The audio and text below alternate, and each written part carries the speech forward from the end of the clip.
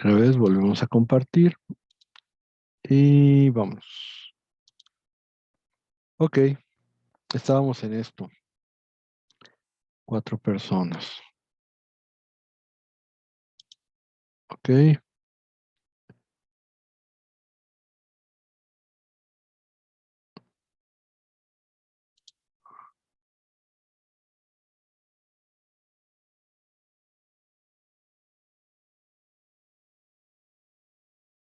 45 y faltan 5 todavía.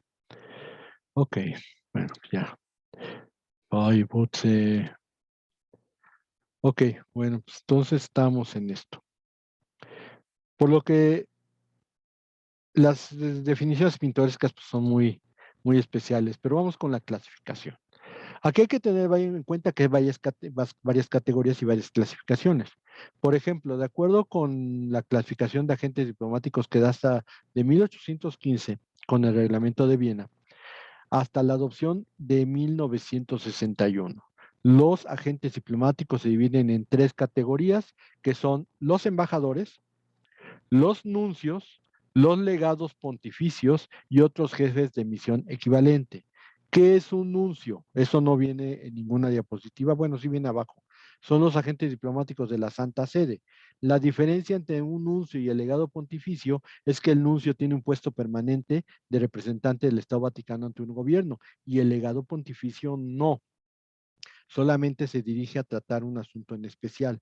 El internuncio, que es otra categoría, es un ministro pontificio que a veces hace denuncio, pero que no tiene nombramiento formal.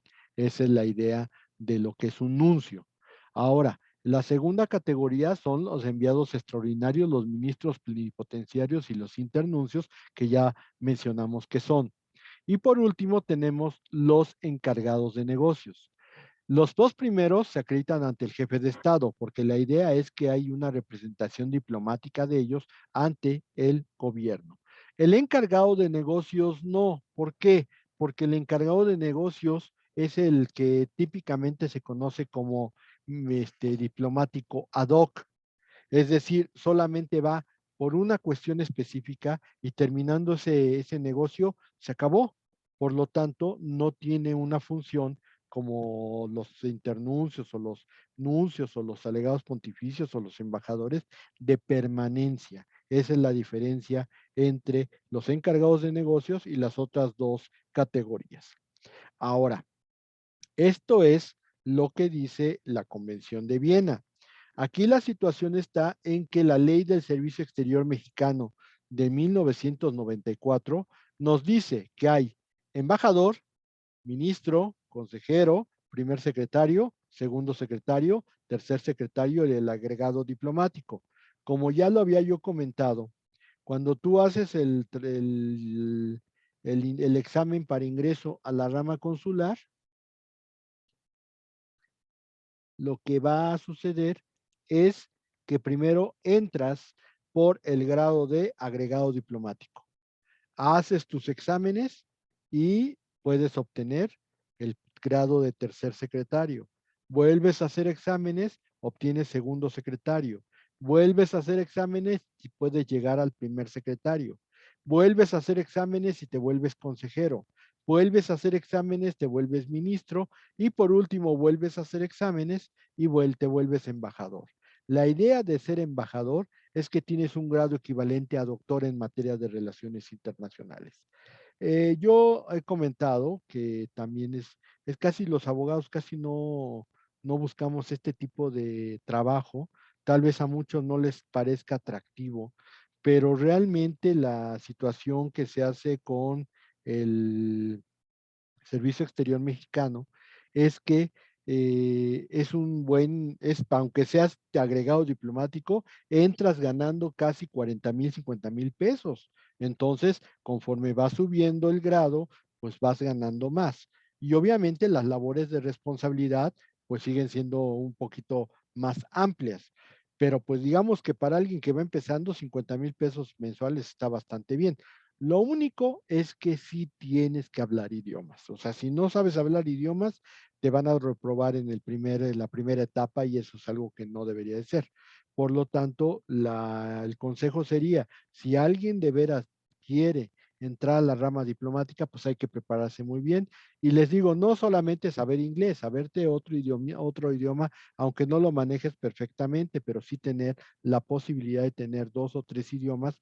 Y ahorita, por ejemplo, el chino mandarín, que es uno de los idiomas que más se habla en el mundo, porque China es China, pues a lo mejor sería una buena oportunidad para aprender ese idioma también. Ahora bien, ¿cómo comienza la misión diplomática? Primero, los estados deben ponerse de acuerdo en cuál es la calidad de los enviados.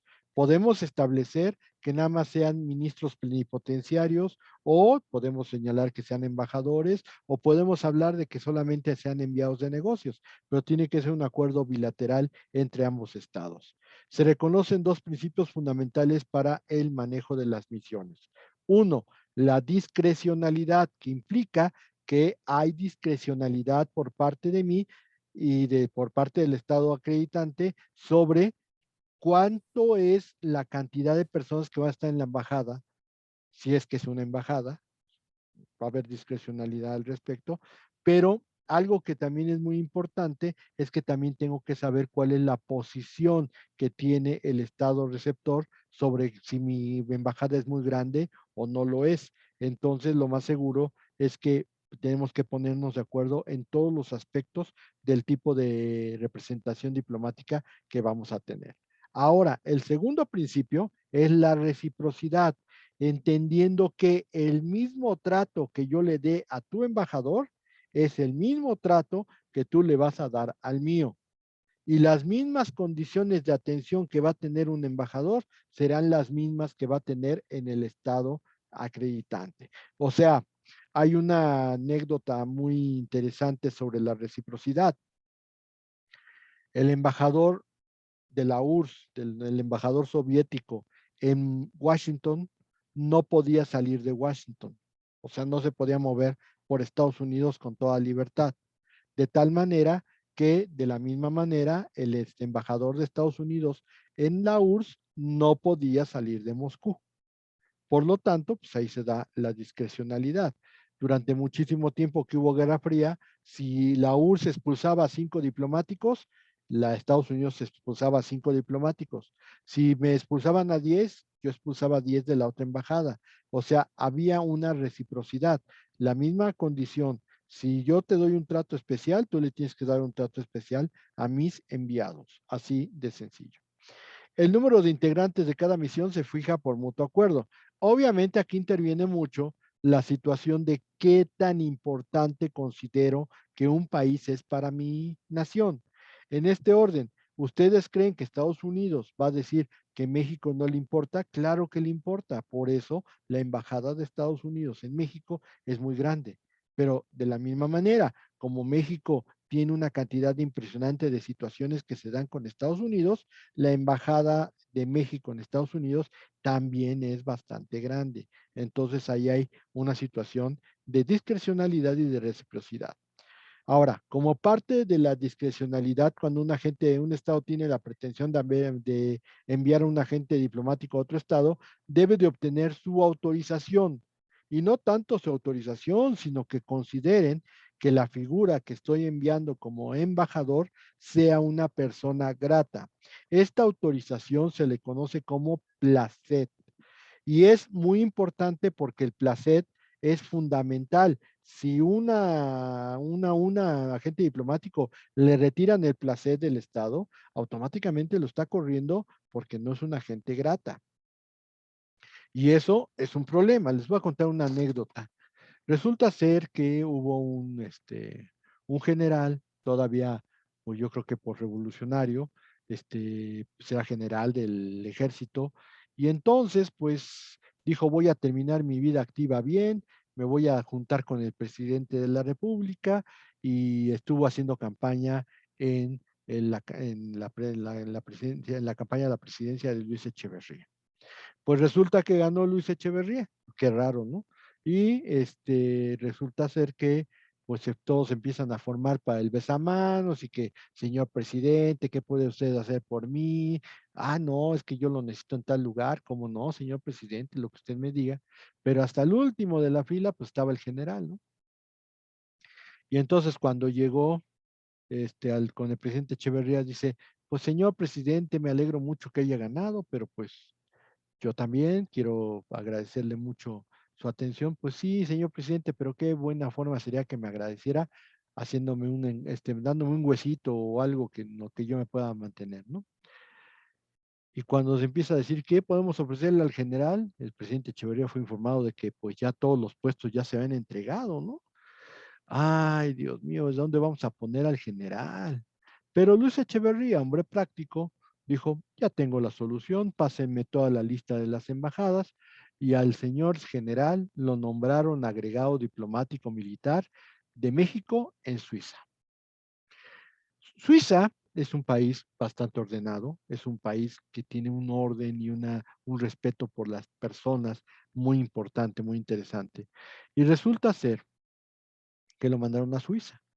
Para que yo les pudiera explicar cómo es Suiza, en los hoteles, cuando llegas en la madrugada, para que no estén rebotando tus pasos por el callejón del hotel, te ponen unas botas que suavizan tus pisadas para no molestar a los que están durmiendo. Imagínense de qué estamos hablando. Pero pues resulta ser que mandaron al general, el general estuvo bien los primeros días, pero de pronto llegó el 16 de septiembre. El 16 de septiembre, pues el embajador hizo una comida para celebrar la independencia, pero pues él era el general, pues era general de pueblo, ¿no? Y entonces, cuando vio que a las 6 de la tarde se acabó la comida de fiesta mexicana que había organizado el embajador, pues así como que le dijo, señor embajador, por favor, es que ahorita es apenas cuando se siente la patria, ¿cómo vamos a irnos ya a nuestra casa? Y le dijo el embajador muy ordenadamente, muy educadamente, señor en general, pues nosotros qué más quisiéramos, pero pues Suiza es otro país, no podemos estar pasándonos de fiesta y la hora era hasta las 6 y entonces estamos terminando a las 6. Pues miren, más que por regañadientes, así refunfuñando, pues el general aceptó y de pronto a las 3 de la mañana le hablan al embajador y el embajador recibe la llamada y dice, perdón, sí, sí, soy yo. ¿Cómo? ¿Que tienen a quién? Voy para allá. Resulta ser que le hablaron del manicomio y entonces le explicaron que un general de tal nombre, papá, había sido detenido y que se había puesto muy violento y que lo tenían en el manicomio municipal de la capital de Suiza. Ahí va el embajador y de pronto al pobre general, todo vomitado, seguramente estaba verdaderamente ebrio, pero lo amarraron con una camisa de fuerza en un cuarto con donde las paredes eran de colchón para que no se dañara. Entonces le explicaron al embajador, resulta ser que el general salió de la comida y de pronto de esas que nunca te imaginas, te encuentras un bar abierto y en Suiza. Entonces entra el general al bar, empieza a pedir tragos, tragos y tragos y a las 12 de la noche saca la pistola y dice, ¡Aviva México, hijos de no sé cuántos! Y pa, los balazos, ¿no?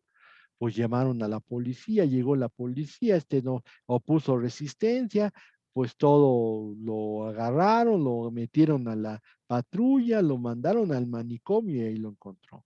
Y entonces el agente del Ministerio de Asuntos Exteriores de Suiza le dijo, señor embajador, usted comprenda, y le dijo el embajador, no se preocupe, el general se va en el primer avión a México. Eso es suficiente para que te retiren el placer.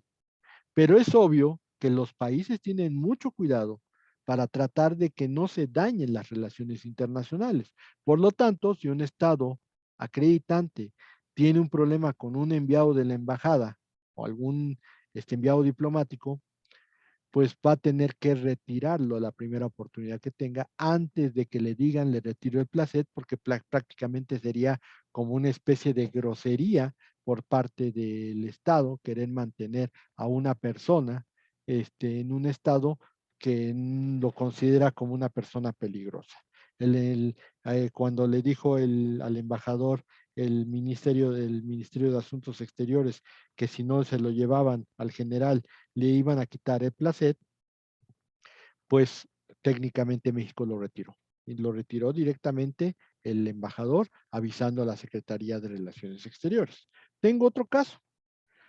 En los albores de los años 90, cuando salió la revista Milenio, del Milenio Diario, resulta ser que hubo un conflicto, porque la línea B, la que va de Buenavista hasta Ciudad Azteca, en el Estado de México, resulta ser que estaba licitando los trenes y había dos empresas que podían haberse quedado con el contrato de los trenes.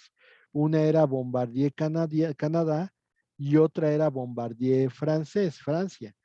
Entonces, ya los canadienses habían obtenido en licitaciones anteriores la licitación para los coches de ferrocarril para el metro. Pero en esta ocasión, pues todos sabemos lo que pasa en nuestro país. Había un secretario particular del presidente Carlos Salinas de Gortari que se llamaba Joseph Marie Córdoba Montoya, obviamente de naturaleza o de nacionalidad francesa. Y obviamente cuando le dijeron que podía haber una buena ganancia si movía sus influencias para que Bombardier Francia obtuviera la licitación de los trenes, no lo pensó dos veces. Y resulta ser que efectivamente, a pesar de que la posición de Bombardier francés no era la misma que Bombardier canadiense, pues se prefirió a la francesa, principalmente porque el señor Joseph Marie Córdoba Montoya era francés. Pues el embajador de Quebec, de Canadá, en México, empezó a decir, es que en México todos son unos corruptos, se maneja mucho el tráfico de influencias, yo no puedo pensar que un país como se maneja con México, que tantos lazos de comunicación tenemos, que tanto nos identificamos, no puedo entender cómo prefirió a la francesa cuando nosotros estamos en América, nosotros podemos surtirle más rápido. Bueno, se empezó a quejar horrores. Y la situación es la siguiente. A los 3 días, la Embajada de Canadá manifestó que iba a retirar a su embajador. No dijo que por la entrevista, pero sí dijo que le iba a retirar porque había otros cargos que quería encargarle a ese embajador. La situación no es que si somos corruptos o no somos corruptos, definitivamente, pero él siendo embajador no le correspondía decirlo. Entonces, ¿qué sucedió? Cuando México se malhumoró por las manifestaciones que hizo el embajador canadiense, amenazó con quitarle el placet y mejor Canadá lo retiró. Así, de golpe y porrazo. Entonces, realmente aquí la situación está en que todos los demás miembros de la misión diplomática que no requieren el placet con anticipación, se les tiene que dar el placet forzosamente y se les puede retirar en cualquier momento, sin mayor formalidad. Nada más, ya no quiero que esté aquí, pero prácticamente eso es una situación ya de roce internacional. Por lo tanto, los países son muy cuidadosos y cuando empiezan a ver que sí la regaron los agentes diplomáticos, antes de que diga algo el Estado receptor, yo ya lo quité, porque pues no puede estar así nuestra relación de tirante, yo tratando de sostener a una persona y el otro país tratando de correrla. Por lo tanto, ahí está la situación que se da en esa circunstancia. Ahora, hay dos tipos de representación diplomática, la activa y la pasiva. En la activa, el Estado 1 nombra a un embajador ante un Estado 2 y un Estado 3. ¿Cómo? Pues simplemente, si nosotros tomamos en consideración que Holanda está muy cerca de Bélgica, que de Holanda a Bélgica es como ir de aquí a Guanajuato, 4 horas. La pregunta es, ¿para qué tengo un embajador en Holanda y un embajador en Bélgica? Si en 4 horas el embajador puede llegar a cada uno de los países, pues puedo nombrar al mismo embajador ante el gobierno de Bélgica y ante el gobierno de Holanda. Ya sea que tenga su sede permanente en Bélgica o que tenga su sede permanente en Holanda. Así funciona. Esa es la idea de la representación activa. La representación pasiva es cuando un Estado, y un Estado 1 y un Estado 2, nombran al mismo embajador ante el Estado 3. ¿Cómo va de esto? Vamos a suponer que el Estado 2 va a romper relaciones diplomáticas con el Estado 3, pero pues todavía hay naturales del Estado 2 que viven en el Estado 3. Por lo tanto, puede suceder que el Estado 2, vamos a pensar Guatemala, le pide a México que su embajador, aparte de ser embajador de México en, en Noruega, también sea el embajador de Guatemala en Noruega. Si estamos hablando de esta circunstancia, el placet te lo da el 3, pero también te lo da el 1. ¿Por qué? Porque tu mismo embajador va a ser representante de 2 países ante un tercero. Por lo tanto, este tiene que darle placet tanto al 2 como al 1. Aquí lo mismo, el embajador está nombrado ante el 2 y el 3. El 2 da su placet, el 3 da su placet. Y entonces ya podemos decir que se va a formar la representación. ¿Ok? Profe, Ah, dígame. disculpe, ¿me podría repetir la segunda, porfa?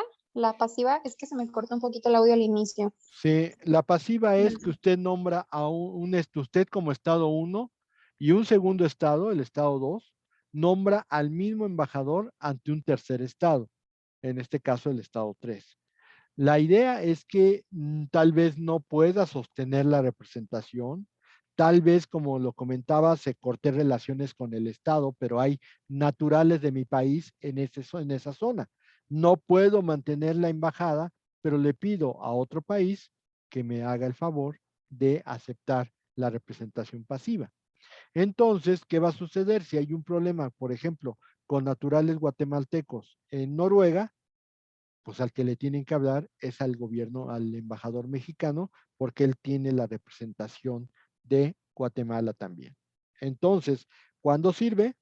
Cuando un estado no puede tener una cantidad de una representación adecuada, permanente, o bien cuando se rompen relaciones o no se puede tener relaciones con un país, y entonces lo que se hace es que el estado 1 o el estado 2 preste a su embajador ante el Estado 3, lo cual implica, insisto, que hay un placet por parte del Estado 3, pero hacia el Estado 2 primero y hacia el Estado 1. ¿Para qué? Para que haya el placet correspondiente a los 2 estados. Lo mismo pasa en la activa. El Estado, aunque acredita a 2 estados distintos a un mismo embajador, el Estado 2 le tiene que dar placet y el Estado 3 le tiene que dar placet. ¿Ok? ¿Sí se entendió? Oiga, profe, pero en Sí, ese caso profe, muchas gracias. Ajá. el embajador va a tener sede solamente en el estado uno, o sea, me refiero a la pasiva, A la pasiva, o puede tener, o sea, que sea un solo embajador, pero que tenga su embajada en los dos estados.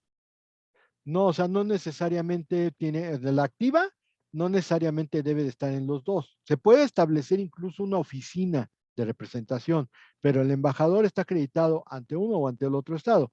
La idea es, como les digo, si de ir de Holanda a Bélgica es un viaje de 4 horas, no necesariamente tiene que estar viviendo en Bélgica si está acreditado ante Holanda, ni tampoco debe estar en Holanda si está acreditado en Bélgica.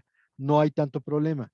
En cuanto a la pasiva, pues desgraciadamente el embajador que nombra el Estado 1, que digamos que es el que se va a quedar a representación de los dos, ese sí tiene que estar en el Estado, porque no se podría pensar en una representación pasiva de una persona que tiene su embajada en otro país. Ahí sí tiene que estar dentro del mismo país principalmente porque pues, el cúmulo de relaciones que pudiera generarse es necesario que sí esté dentro del estado en el donde hace su representación diplomática. ¿Sí? No sé si quedó claro. Sí, gracias. Ok, muy bien. Ya habíamos comentado esto, oficialmente para iniciar las funciones, falta la entrega de las cartas credenciales. Las cartas credenciales son documentos que emite un Estado acreditante a través de su jefe de Estado para acreditar el carácter de un agente diplomático. Los originales normalmente se hacen en una ceremonia protocolaria ante el jefe de Estado. Todos los años hay ceremonia protocolaria donde los embajadores nuevos de cualquier país hacen la entrega de sus cartas credenciales y normalmente se les da un tiempo para que puedan hablar con el presidente de la República.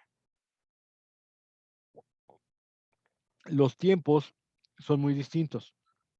Hay veces que puede ser en abril, hay veces que puede ser en junio, algunas veces o algunos presidentes hacían hasta 2 sesiones al año para recibir agentes diplomáticos. Eso depende de cuántos sean.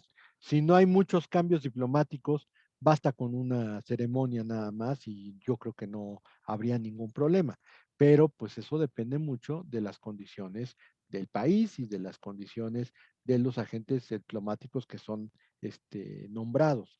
Ahora, esta entrega de cartas credenciales va a ser, digamos que, un acto protocolario y al primer embajador que haya entregado sus cartas credenciales de todo el cuerpo diplomático que esté en un momento determinado presente, ese se le corresponde el derecho de ser el decano del cuerpo diplomático.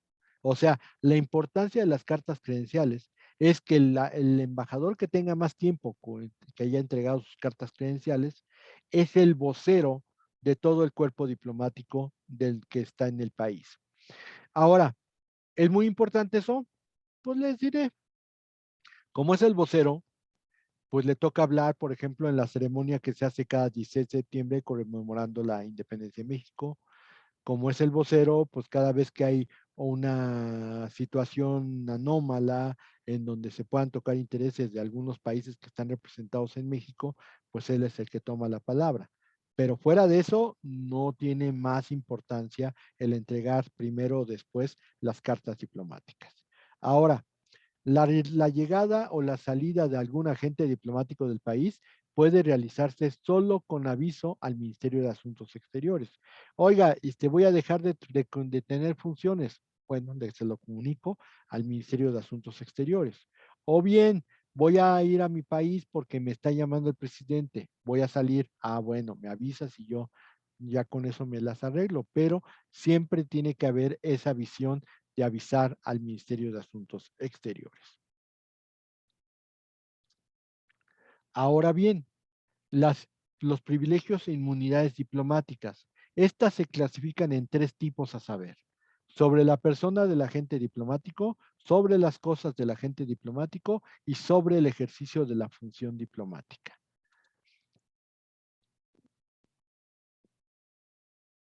Sobre la persona. Primero tenemos que entender que los agentes diplomáticos son personas que tienen que estar protegidas internacionalmente.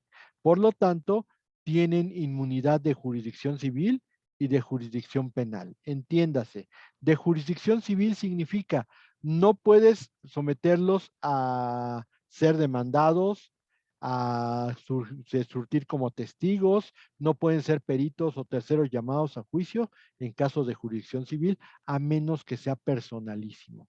¿Y a qué me refiero con personalísimo? Que sea un divorcio, una adopción o alguna cuestión que solamente atañe a sus cuestiones particulares.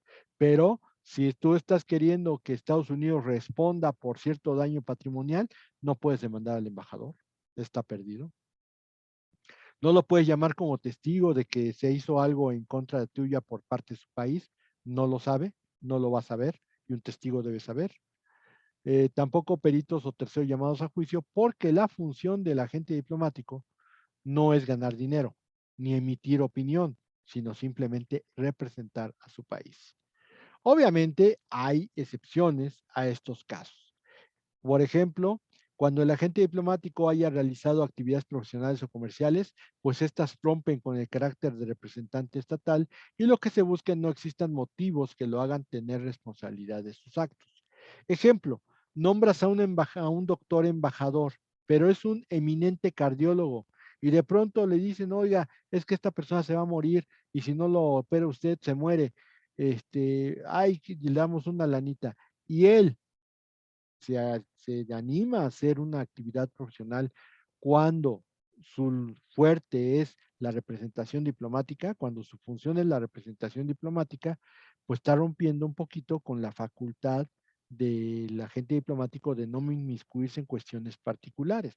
Por lo tanto, se hace responsable.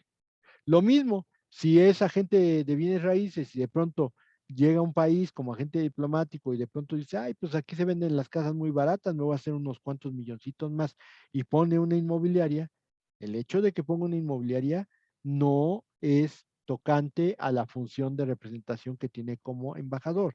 Y por lo tanto, resulta ser que se hace responsable y por lo tanto las actividades profesionales este, se tiene que responsabilizar de ellas. Yo, como les decía, las situaciones estrictamente personales, como sería una sucesión, un divorcio, una adopción, esas también no se puede quitar de la responsabilidad o no se pueden separar de la inmunidad, se pueden separar de la inmunidad de jurisdicción civil. Ahora, en lo que respecta a a la inmunidad de jurisdicción penal, no lo puedes arrestar, no lo puedes detener, no debe de ser manejado de ninguna manera como una persona normal e incluso, por ejemplo, aquí dice la idea de que en caso de que hubiere algún involucramiento donde un embajador se vea presionado a tener que estar en un asunto penal, debe de ser tratado con dignidad y respeto. O sea, no es de que le puedas meter una calentadita o que lo tengas incomunicado. No, lo tienes que respetar con dignidad y respeto. O sea, eso es algo fundamental. Ahora, si es un delito grave del orden común, tampoco puedes entrar a la embajada a arrestarlo. Tienes que pedir forzosamente la petición ante el Ministerio de Asuntos Exteriores del país de donde es el embajador para que ellos te autoricen si puedes o no puedes detenerlo. ¿Ok? Ahora bien, los agentes diplomáticos no producen impuestos personales o reales por sus bienes. Ellos no pagan impuesto predial, las embajadas no pagan impuesto predial, pero de la misma manera las embajadas de México en el extranjero no pagan impuesto predial. En las aduanas no deben pagar arancel alguno, aunque le traigan unas cosas impresionantemente buenas o caras, no se les puede cobrar aduana. Sus equipajes solamente pueden ser revisados en su presencia, no están obligados a prestar servicios públicos o personales. Estamos hablando, por ejemplo, de servicio militar o, por ejemplo, que sanciones a un agente diplomático con servicio comunitario, pues tampoco se le puede tratar así. Y por lo tanto, no tampoco tienen obligación de realizar ninguna obligación militar. Por ejemplo, a los hijos de los embajadores, a los cuales también les afecta la inmunidad de jurisdicción de su papá, pues no pueden ser obligados a hacer el servicio militar aunque tengan 18 años y vivan en México. ¿Por qué? Porque no son naturales de nuestro país. Eso es algo muy importante. Me quedan 5 minutos, yo creo que nada más veremos 2 diapositivas más. Sobre las cosas, no se pueden exigir al agente diplomático impuestos reales sobre sus bienes, ya lo hemos comentado. La residencia privada del agente diplomático goza de inmunidad similar a la del local de la misión. Aquí hay que romper mitos, y el mito más importante es cuando dicen, es que la embajada es parte del territorio del Estado. No es cierto. Tienen inviolabilidad, tienen una inmunidad de inviolabilidad. Las autoridades no pueden entrar al territorio de la embajada a menos que sea con permiso del embajador. Pero eso es muy distinto a decir que son territorio del Estado. No son territorio del Estado porque no están en su Estado. Por lo tanto, no podemos asimilar eso. Eso se ha manejado durante muchísimo tiempo por parte, por ejemplo, de los autores anglosajones. Y pues, por ejemplo, en algunas caricaturas, como por ejemplo Los Simpson, cuando va a Australia, que dicen, ahora mira, Bar, ahora estoy en Estados Unidos, ahora estoy en Australia, ahora estoy en Estados Unidos. Eso es una tarugada, o sea, no es cierto. Si puedes decir que las embajadas tienen inviolabilidad, es que no pueden ser penetradas por ninguna autoridad mexicana. Pero definitivamente decir que son parte del Estado no es cierto.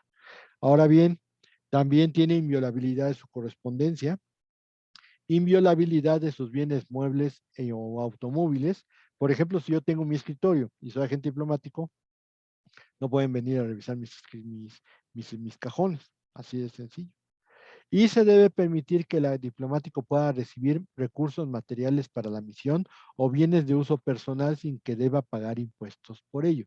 Alguna vez me tocó la apertura de un contenedor que venía para la embajada francesa, porque a fuerza los señores de la fiscalía dijeron que por qué privilegios gozaba el embajador de recibir un contenedor completo con bienes para la embajada. Y a final de cuentas, pues, o sea, el embajador accedió, pero si él no hubiera querido, bien en su derecho estaba. Pero bueno, adquirieron el contenedor, una de cosas de vinos y de quesos y de comida y carne y cosas así muy, muy espléndidas, y eso es lo que traía el contenedor. Lo abrieron, pero nunca le pudieron poner, ay, es que tiene que pagar impuestos por esos vinos, o tiene que pagar impuestos por los quesos, o tiene que pagar impuestos por todo esto. No, nada más se pudo abrir para constatar de que no tenía ningún tipo de droga, que era lo que había manifestado la embajada, y automáticamente lo volvieron a cerrar. Esa es la situación. Ok, y por último, sobre la función diplomática. Debe de haber garantía de que el ejercicio de la función diplomática se realice normalmente. Esto implica seguridad y protección. Por eso, todavía no sé si ya se terminó la embajada de México, de Estados Unidos, que va a estar en la zona de la Nueva Granada. Pero en Paseo de la Reforma, a lo mejor han notado que enfrente de la embajada de México, digo más bien de Estados Unidos, hay unas mamparas grandísimas de metal. ¿Por qué?